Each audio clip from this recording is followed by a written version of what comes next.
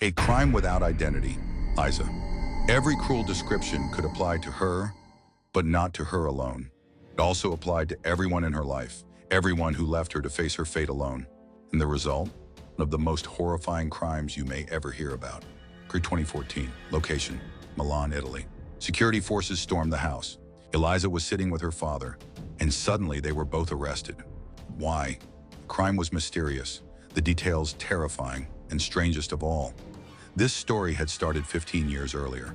Childhood without safety. Year 1999. Location: Milan, Italy. Eliza, a 7-year-old girl, lived with her father, mother, and younger brother. Simple life, but a decision that would change her life forever was made in an instant. Divorce.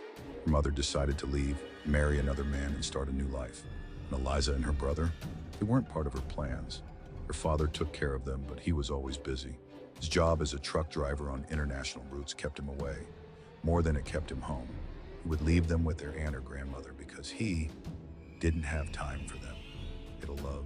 Year 2011. Location: Milan.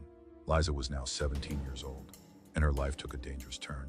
While other girls her age were thinking about their futures, she was in a relationship with a young man with a criminal record named Marco.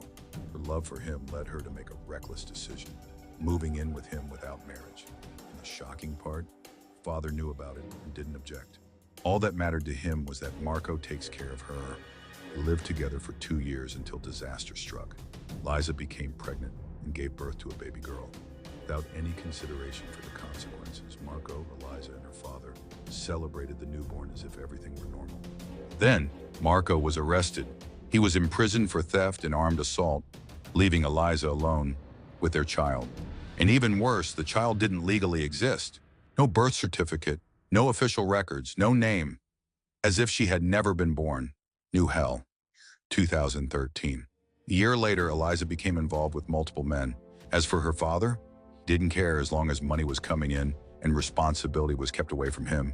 In the midst of all this, Daniele appeared. A young man who owned a shop but also had a criminal past full of offenses. To Eliza, he was a new chance for love. Without thinking about the consequences, she decided to move in with him along with her daughter, without marriage, just as she had done before. And the surprise? Her father approved of this new relationship, as if he were blessing the next disaster. Within months came the real shock. Daniele began to hate the child's presence, seeing her as a heavy burden. Decided to get rid of her. Liza remained silent. She saw her daughter being abused day after day, severe beatings, bruises, wounds.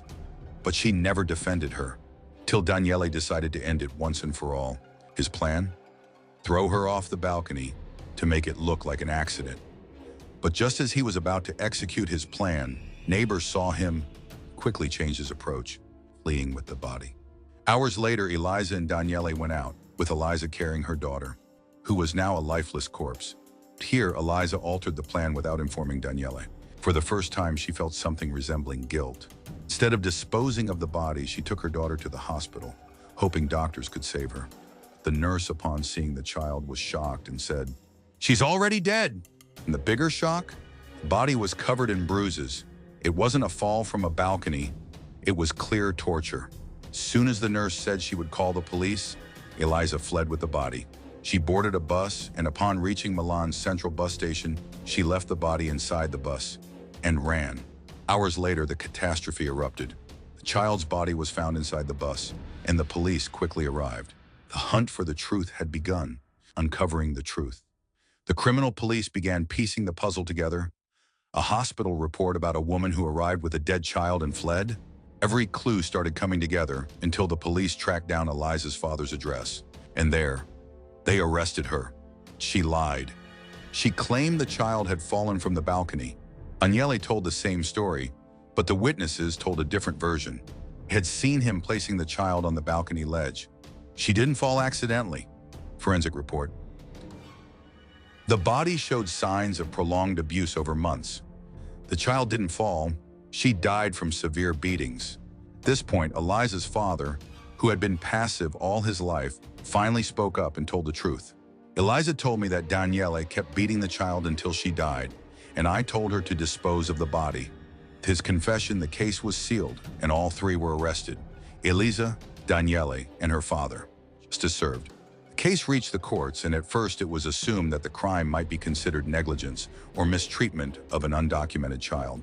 The police insisted on justice, and the case was upgraded to premeditated murder.